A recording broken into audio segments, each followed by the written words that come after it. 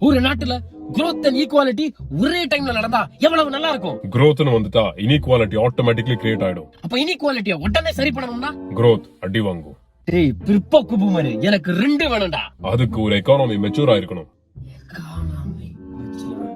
Economy ஃபாஸ்டா mature ஆக என்ன வழி? ரொம்ப ஃபாஸ்டா growth நடக்கணும். ரொம்ப ஃபாஸ்டா growth நடந்தா இன்இக்வாலிட்டி சேர்ந்து வரும்ல. as a consequence yes. அப்ப growth வேணாம், எனக்கு ஈக்குவாலிட்டி மட்டும் போதும். ஈக்குவாலிட்டிக்கு ஈக்குவல் ஆப்பர்ச்சுனிட்டிஸ் கிரியேட் பண்ணணும். ஈக்குவல் ஆப்பர்ச்சுனிட்டிஸ் கிரியேட் பண்ண ஃபண்ட்ஸ் வேணும். growth இருந்தா மட்டும்தான் ஃபண்ட்ஸ் ஜெனரேட் பண்ண முடியும். growth இல்லாம ஈக்குவாலிட்டி கிரியேட் பண்ண வேற ஏதாவது வழி இருக்கா? அப்போ எங்க இருந்தாவது கடன் வாங்கி தான் கொடுக்கணும். ஆனா அந்த கடனை ரிட்டர்ன் பண்ண திரும்ப வளர்ச்சி பாதையில தான் போகணும்.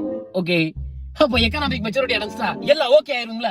ஒரு கண்ட்ரி இல்ல ஒரு ஸ்டேட் எக்கனாமிக் மெச்சூரிட்டி அடைஞ்சிருச்சுன்னா அது ஸ்லோவா டிக்ளைன் ஆக ஆரம்பிச்சிடும். அப்புறம் கொலாப்ஸ்.